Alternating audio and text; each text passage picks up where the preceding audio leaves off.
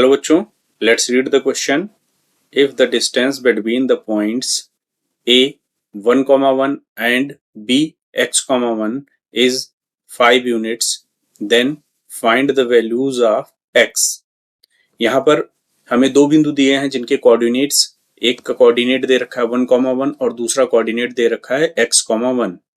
हम लोगों को यहाँ पर इन दो बिंदुओं के बीच की जो डिस्टेंस है वो 5 यूनिट दे रखी है। हमें x की वैल्यूज फाइंड आउट करनी है। तो सबसे पहले हम लोग की कॉन्सेप्ट देखते हैं। इस क्वेश्चन में जो कॉन्सेप्ट हम लोग यूज करने जा रहे हैं वो है डिस्टेंस फार्मूला। तो सबसे पहले लिखते हैं की कॉन्सेप्ट। डिस्टेंस फार्मूला कहता है कि अगर कोई तो दो पॉइंट्स हमें दे रखे हैं, सपोज करो कोई पॉइंट P है जिसके कोऑर्डिनेट्स हैं x1, y1 और कोई दूसरा पॉइंट दे रखा है Q जिसके कोऑर्डिनेट्स दे रखे हैं x2, y2। Then the distance between these 2 points can be written as PQ is equals to under root x2 minus x1 का whole square plus y2 minus y1 का होल स्क्वायर। इस फॉर्मूले को use करके हम लोग डिस्टेंस निकाल सकते हैं किन्हीं भी दो बिंदुओं का। तो सबसे पहले देखते हैं जो दो पॉइंट्स दे रखे हैं वो कौन कौन से हैं। हमें दे रखा है पॉइंट A जिसके कोऑर्डिनेट दे रखे हैं 1,1 और दूसरा है पॉइंट B जिसके कोऑर्डिनेट दे रखे हैं x,1।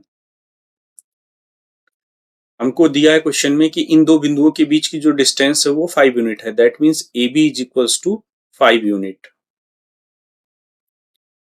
तो डिस्टेंस फार्मूला यूज करके हम लोग AB की वैल्यू लिखते हैं। The value of AB will be is equals to x minus 1 का होल स्क्वायर प्लस 1 माइनस 1 का whole square is equals to AB की वैल्यू हमें दे रखी 5 तो उसको हम लिखेंगे 5। ये हमारा AB है। डिस्टेंस फार्मूला को यूज करके हमने A और B के बीच का डिस्टेंस लिखा है। फर्दर इसको सिंप्लीफाई करते हैं, स्क्वायरिंग बोथ साइड।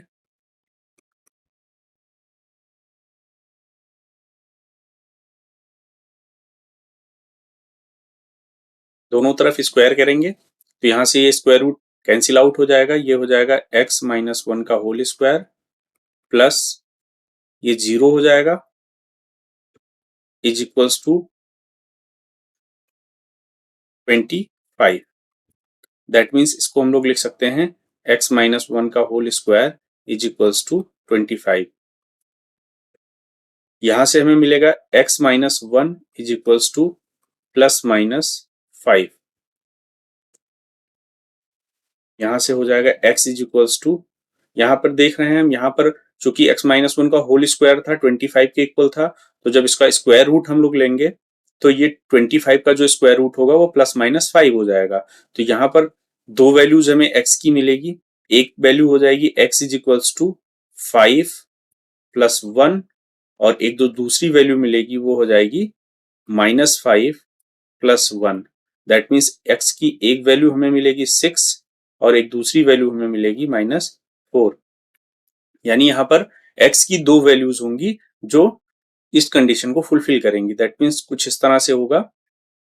ये अगर हमारा पॉइंट A है जिसके कोऑर्डिनेट 1,1 दे रखा है, तो जो B बिंदु होगा वो यहां भी हो सकता है और यहां भी हो सकता है। एक कोऑर्डिनेट जो हमें दे रखा है वो हो जाएगा -4,1 और या फिर ये कोऑर्डिनेट हो सकता है 6,1। इनके बीच की डिस्टेंस ये 5 होगी।